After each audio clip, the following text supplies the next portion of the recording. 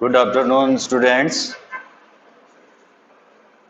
आज की हमारी क्लास जिसमें सोशल साइंस में पार्ट हिस्ट्री हम पढ़ेंगे। हिस्ट्री में चैप्टर 1 द फ्रेंच रिवॉल्यूशन, फ्रांसीसी क्रांति के बारे में हम देखेंगे, जिसमें हमारा टॉपिक होगा French society during the late 19th century. 19th century में फ्रेंच सोसाइटी किस प्रकार थी, उस सोसाइटी के बारे में हम डिस्कस करेंगे। तो देखते हैं हमारे टॉपिक को। द फ्रेंच रिवॉल्यूशन, फ्रांसीसी क्रांति।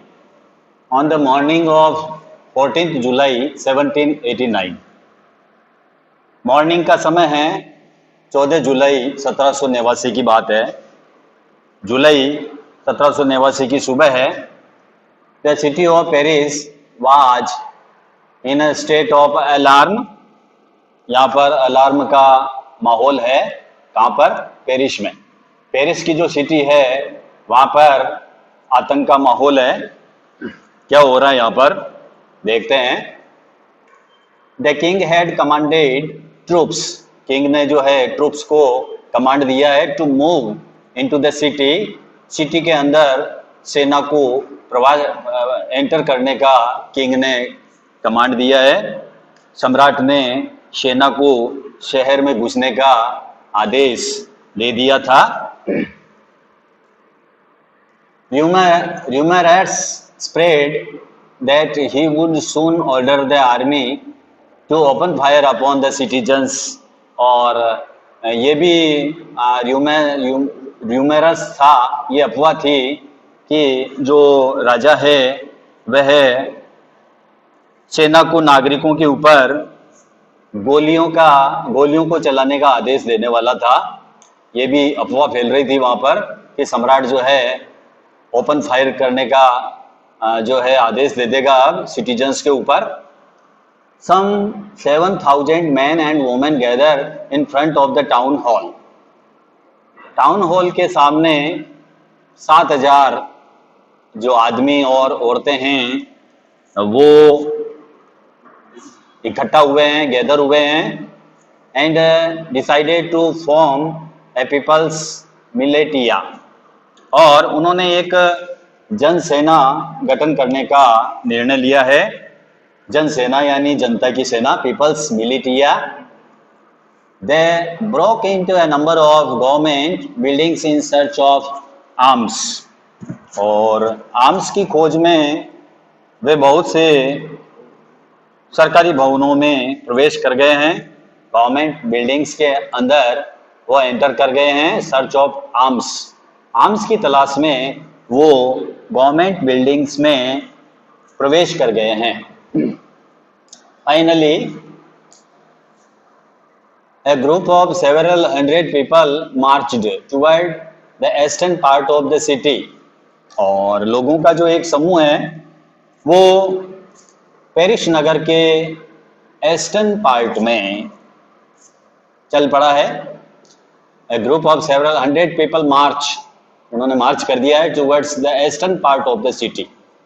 पेरिस सिटी है उसका जो ईस्टर्न पार्ट है उधर वो चल पड़ा है। ये ग्रुप किसका? सेवरल हंड्रेड पीपल का, यानी लोगों का जो समूह है वो पेरिस नगर के पूर्वी भाग की ओर जो है मार्च कर दिया है उसने। And stormed the fortress prison the Bastille, और बास्टिल किले की जो जेल है उसको ब्रोक कर दिया है, तोड़ दिया है। Where they hope to find ordered ammunition, और वहाँ पर उनको भारी मात्रा में एम्यूनिशंस मिलने की उनको संभावना थी। एम्यूनिशंस का मतलब गोला बारूद को कहते हैं। तो उन लोगों को ये होप थी कि वहाँ पर जो है उनको भारी मात्रा में गोला बारूद मिलेगा, इसलिए उन्होंने बास्तिल के किले को जो है वहाँ पर जो जेल है उसको तोड़ डाला है।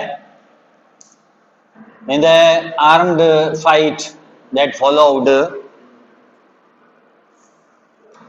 the commander of the Bastille was killed.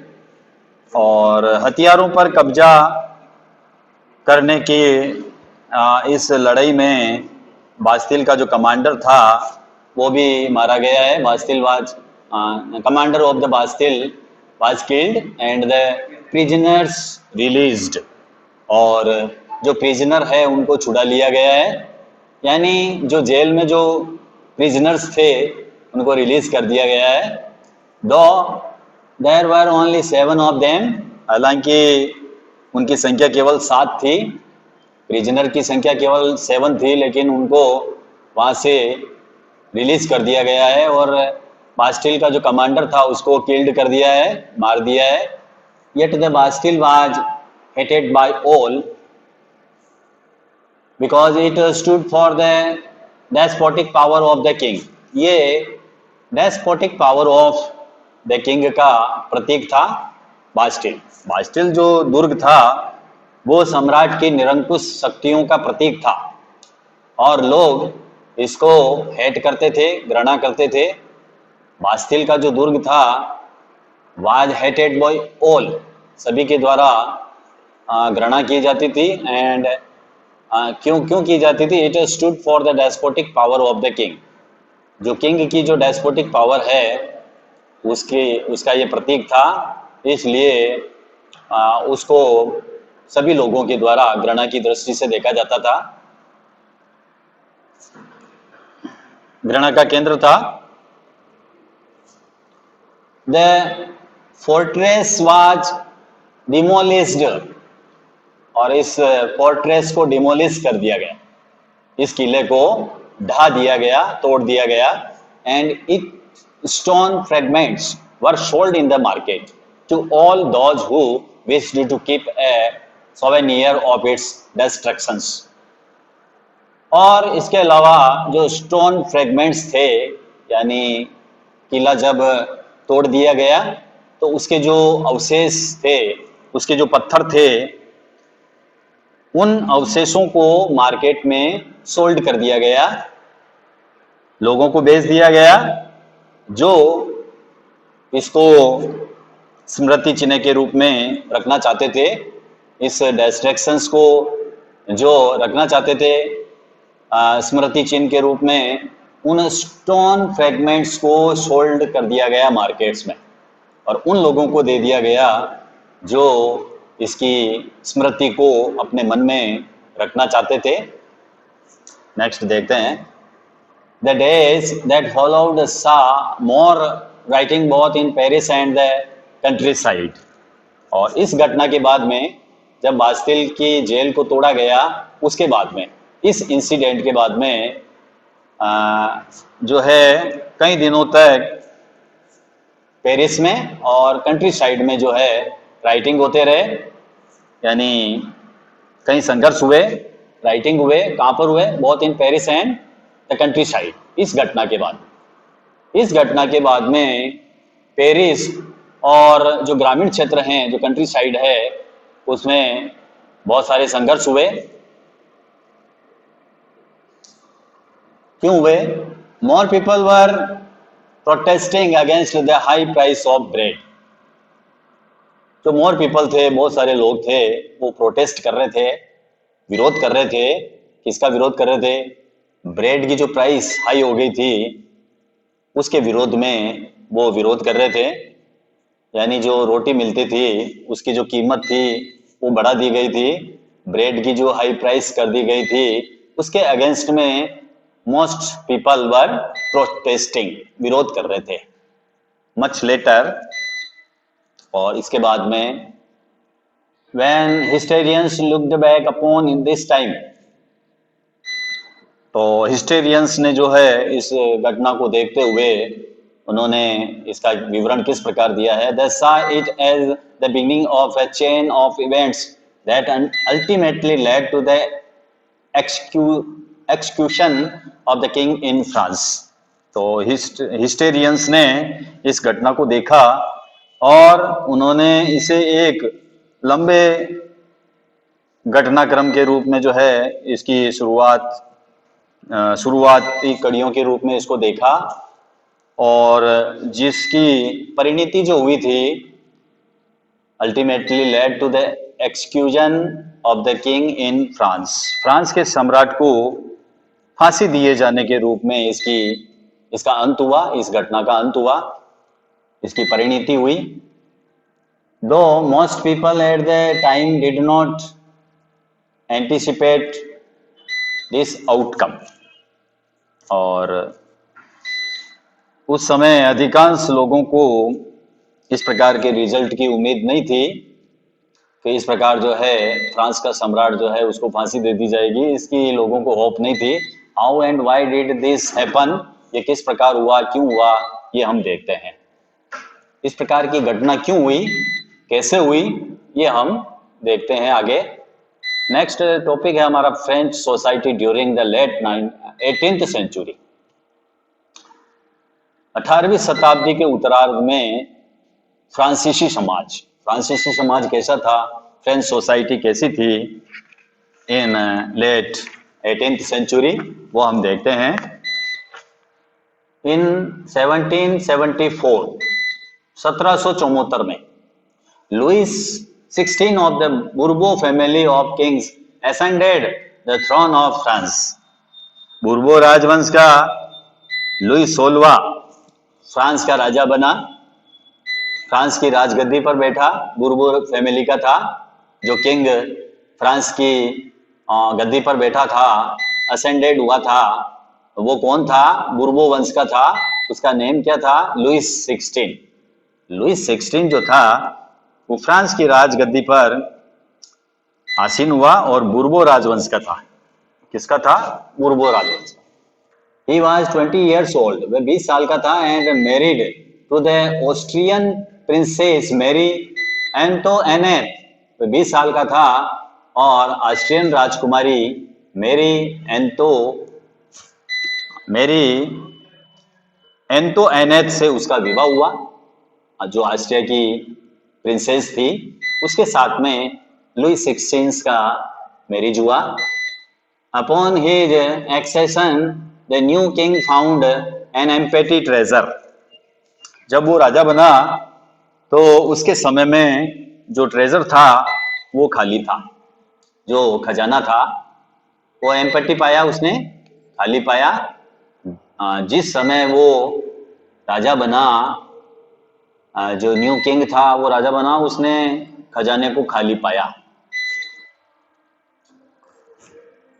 Long years of war had drained the financial resources of France. तो लंबे समय तक जो युद्ध लड़े गए उनके कारण फ्रांस के वित्तीय संसाधन जो थे, फाइनेंशियल रिसोर्सेज जो थे फ्रांस के, वो ड्रेन्ड हो चुके थे, खाली हो चुके थे, नष्ट हो चुके थे। Long years of war had drained the financial resources of France. Added to this was the cost of maintaining an extravagant court at the immense palace of Versailles. Versailles के विशाल महल और जो राज दरबार थे उनकी मेंटेनिंग को बनाए रखने के लिए जो फिजूल खर्ची की जाती थी वो भी अलग से खर्चा था। Added to this was the cost of maintaining an extravagant court at the immense palace of Versailles. Versailles का जो दरबार था, उसका जो विशाल महल था, राज दरबार था, उसकी जो मेंटेनिंग के लिए जो खर्चा किया जाता था वो अलग से था। तो इस प्रकार खर्चा बहुत बढ़ गया। अंडर लुइस 16, लुइस 16वें के शासनकाल में France helped the 13 American colonies to gain their independence from the common enemy Britain. Louis 16वें के शासन काल में फ्रांस ने अमेरिका के जो 13 कॉलोनीज थे, अमेरिकन कॉलोनीज थे, को उसने आज़ाद कराने में जो है उसकी मदद की, जो साझा शत्रु थे ब्रिटेन के, तो उससे उनको आज़ाद कराने में इसने फ्रांस ने जो है अ, उसकी मदद की अंडर लुइस 16। फ्रांस ने हेल्प किया the 13 American colonies to gain their independence. जो 13 अमेरिकन कॉलोनीज थी उनको इंडिपेंडेंस प्राप्त करने में from the common enemy Britain, Britain से उनको इंडिपेंडेंस दिलाने में फ्रांस ने अमेरिका की मदद की। The war added more than $1 billion leverage to a debt that had already risen to more than $2 billion leverage। इस युद्ध के कारण फ्रांस पर 10 अरब डॉलर 10 अरब जो लिवरे था उससे भी अधिक कर्ज जो है उसके ऊपर जुड़ गया। यानी उसके ऊपर जो है कर्ज का जो भार था वो बढ़ गया। कितना बढ़ गया? 10 अरब लिवरेज से भी अधिक का कर्जा जो है उसके ऊपर जो है और जो है जुड़ गया उसके ऊपर। That had already risen to more than 2 billion livres. और जबकि उसके ऊपर पहले से ही 2 अरब लिवरे का जो कर्जा था, डेब्ट था, वो चढ़ा हुआ था। Lenders who gave the state credit now began to charge 10% interest on loans। सरकार से कर्जदाता अब 10% इंटरेस्ट की मांग भी करने लगे। सरकार को जिन्होंने लोन दिया था उन कर्जदाताओं ने 10% इंटरेस्ट की भी जो है मांग चालू कर दी। So the French government was obliged to spend an increasing percentage of its budget on interest payments alone। इसलिए फ्रेंच गवर्नमेंट अपने बजट का बहुत बड़ा जो पार्ट था दिनों दिन बढ़ते जा रहे कर्जे को चुकाने के लिए मजबूर था। फ्रांस जो बजट जारी करती थी वो बहुत बड़ा बजट होता था और उसकी बड़ी राशि जो है वो कर्जे को चुकाने में व्यय होती थी। To meet its regular expenses, और इसके अलावा जो उनके जो रेगुलर एक्सपेंसेस थे such as the cost of maintaining an army, जैसे सेना के रखरखाव के लिए जो खर्चा होता था, the court, running government offices और universities, the state was forced to increase taxes. इसके अलावा जो कोर्ट थे, राज दरबार थे, जो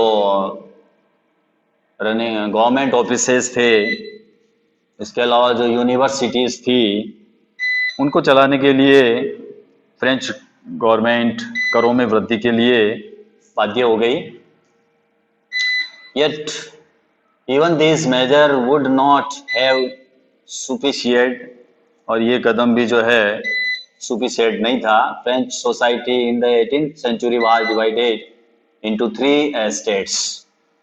और 18वीं सदी में जो फ्रेंच सोसाइटी थी वो 3 हिस्सों में, 3 एस्टेट्स में बट गई थी। And only members of the third estate paid taxes, और जो तीसरा एस्टेट था उसके लोग टैक्स अदा करते थे, टैक्स चुकाते थे। तीसरे स्टेट्स के जो मेंबर होते थे, जनसाधारण, वो ही केवल टैक्स पे करते थे। The society of estates was part of the feudal system that dated back to the middle age. और वर्गों में विभाजित ये जो एस्टेट थे ये मध्यकालीन सामंती व्यवस्था का अंग था। ये जो सोसाइटी थी ये फ्यूडल सिस्टम का एक पार्ट था। The term old regime is usually used to describe the society and institutions of France before 1789। प्राचीन राजतंत्र का प्रयोग सामान्यतः 1789 से पहले के फ्रांसीसी समाज और जो संस्थाएं थी उनके लिए होता था, जो इंस्टीट्यूशंस थी, जो सोसाइटी थी, उनके लिए इनका जो है राजतंत्र का प्रयोग 1789 से पहले इनके लिए किया जाता था।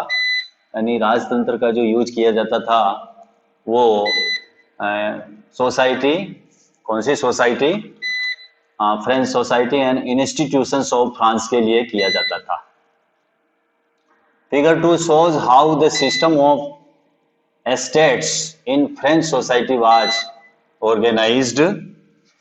चित्र 2 देख सकते हैं हम, उसमें फ्रांसीसी समाज की जो वर्ग व्यवस्था है वो बताई गई है, आप भी देख सकते हो। फर्स्ट एस्टेट, उसमें कलर्जी सेक्शन है।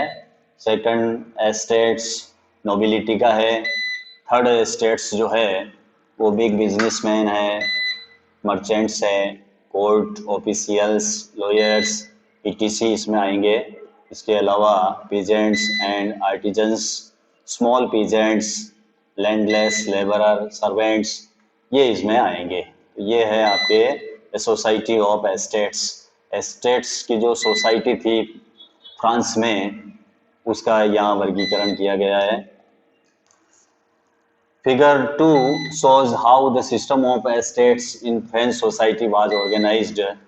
Peasants made up about 90% of the population।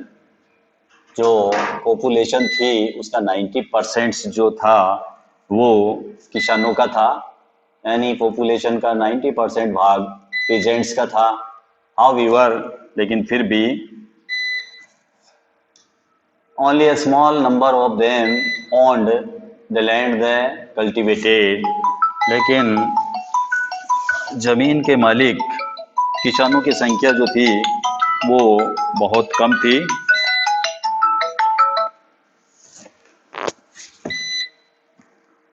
हालांकि 90% पीजेंट्स थे, लेकिन उनमें से भी खेती के लिए जो लैंड होती थी उनके पास में बहुत कम होती थी।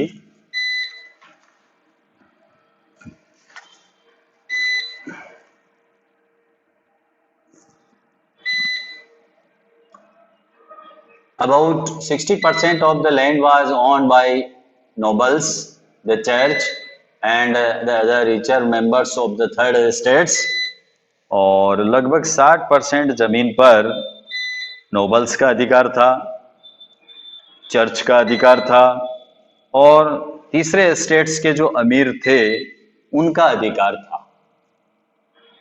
The members of the first two estates, first दो एस्टेट्स के जो मेंबर थे वो कौन थे? That is the clergy and the nobility enjoyed certain privileges by birth.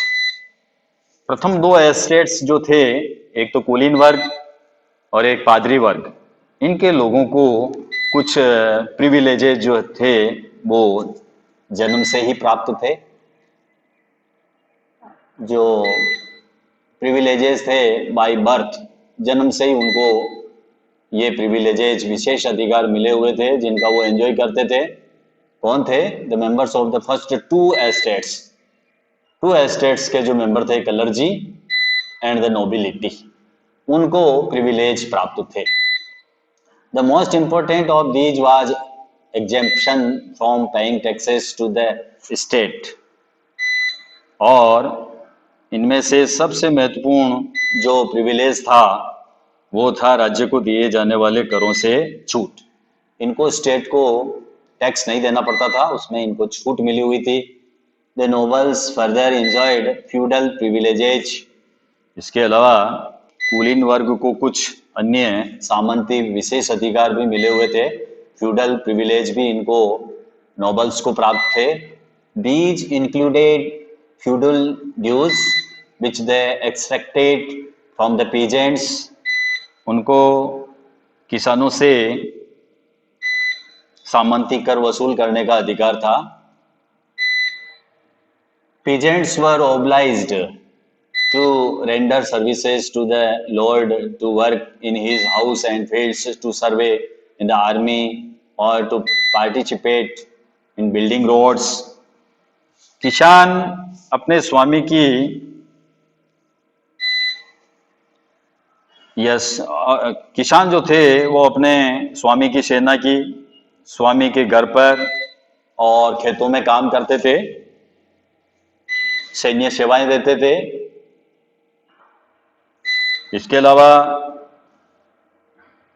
सड़कों के निर्माण में भी सहयोग करते थे इन द आर्मी और टू पार्टिसिपेट बिल्डिंग रोड्स, और सड़कों के निर्माण में भी जो है वो सहयोग करते थे। The church to extracted its share of taxes called tithe from the peasants. Church भी किसानों से करों का एक हिस्सा, जो एक कर था टाइथ, टाइथ नामक कर जो है वो वसूल करता था। चर्च जो टैक्स वसूल करता था उसको टाइथ कहते थे। धार्मिक कर था, धार्मिक कर जो है चर्च द्वारा वसूल किया जाता था पीजेंट्स के द्वारा, पीजेंट से। And finally all members of the third estate had to pay taxes to the state. और तीसरे एस्टेट के तमाम लोगों को सरकार को कर चुकाने पड़ते थे। These included a direct tax called टेले। एक प्रत्यक्ष कर था जिसको टेले कहा जाता था। टेले नामक कर जो है वो प्रत्यक्ष कर था जो गवर्नमेंट को चुकाना पड़ता था। And number of indirect taxes, इसके अलावा इनडायरेक्ट टैक्सेस भी थे, प्रत्यक्ष कर, which were levied on articles of everyday consumption like salt और टबाकू। और इसके अलावा जो इनडायरेक्ट जो कर थे वो रोजाना उपयोग की वस्तुओं के ऊपर लगते थे, जैसे साल्ट है, तंबाकू है, इसके ऊपर वो कर लिए जाते थे। The burden of financial activities of the state through taxes was borne by the third estate alone. और इस प्रकार राज्य के वित्तीय कामकाज का सारा जो बोझ था वो करों के माध्यम से वहन किया जाता था। इसमें आप देखिए न्यू वर्ड्स है, livre, livre unit of currency in France. France में ये करेंसी की यूनिट है जिसको लिवरे कहा जाता है। दिस कंटिन्यूड इन 1794, और 1794 में इसको समाप्त कर दिया गया था। कलर्जी, कलर्जी का मतलब है पादरी वर्ग। चर्च में जो पुजारी होता है उसको कलर्जी कहते हैं। Group of persons invested with special functions in the church. Church के विशेष काम को करने वाले जो होते हैं उसको कलर्जी कहते हैं। टाइथ ये एक कर है, a tax levied by the church, church के द्वारा लिया जाता था, comprising 1/10 of the agricultural produce. और ये कृषि उपज के 10वें हिस्से के बराबर होता था, 1/10। और तीसरा जो कर था taille, tax to be paid directly to the state. ये राज्य को सीधा अदा किया जाने वाला कर था, जिसको हम कहते हैं टेले। अब है द स्ट्रगल ऑफ सर्वाइव, जीने का संघर्ष। The population of France rose from about 23 million in 1715 to 28 million in 1789। France की जनसंख्या 1715 में 2.3 करोड़ थी, जो 1789 में बढ़कर 2.8 करोड़ हो गई।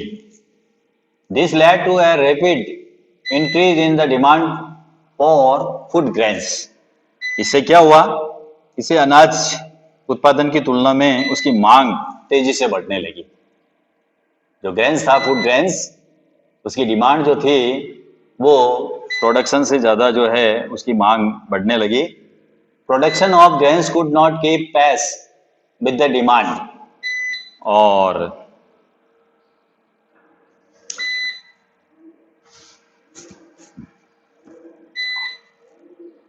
Production of grains could not keep, इसका जो प्रोडक्शन था ग्रेन का, वो उसकी जो पेस थी उसको डिमांड के मुकाबले जो है उसको बराबर नहीं रखा जा सका। So the price of bread which was the staple diet of the majority rose rapidly. इसलिए जो अधिकांश लोगों का जो भोजन था ब्रेड, उस ब्रेड की कीमत में वृद्धि हो गई। ब्रेड की कीमत जो है वो रेपिडली तेज हुई। Most workers were employed as labourers in workshops whose owner fixed their wages. और बहुत सारे जो कामगार थे वो कारखानों में काम करते थे और उनकी मजदूरी जो है वो मालिक तय करते थे, फिक्स करते थे। बट लेकिन wages did not keep pace with the rise in prices. लेकिन मजदूरी महंगाई की दर से नहीं बढ़ रही थी। जितनी महंगाई बढ़ रही थी उतनी उनकी वेजेस नहीं बढ़ रही थी। So the gap between the poor and the rich widened. इसलिए अमीर गरीब के बीच की जो खाई थी वो वाइडन होती गई, चौड़ी होती गई। Things became worse whenever drought or hail reduce the harvest. इसके अलावा स्थितियां जो है तब खराब हो जाती थी जब ड्रॉट पड़ता था, जब सूखे या ओले के कारण जो प्रोडक्शन होता था वो गिर जाता था, हार्वेस्ट जो होता था रिड्यूस हो जाता था, तब जो है स्थितियां जो है ज्यादा खराब हो जाती थी। This led to subsistence crisis. Subsistence crisis की स्थिति पैदा हो जाती थी, यानी रोजी रोटी का संकट जो है पैदा हो जाता था। Something that occurred frequently in France during the old regime. ऐसे जीविका संकट प्राचीन राजतंत्र के दौरान फ्रांस में जो है होते रहते थे। इस प्रकार का जो संकट था वो ओल्ड रेजाइम में इस प्रकार के जो ड्रोट है या इस प्रकार के जो दूसरी विपदा थी वो आती रहती थी।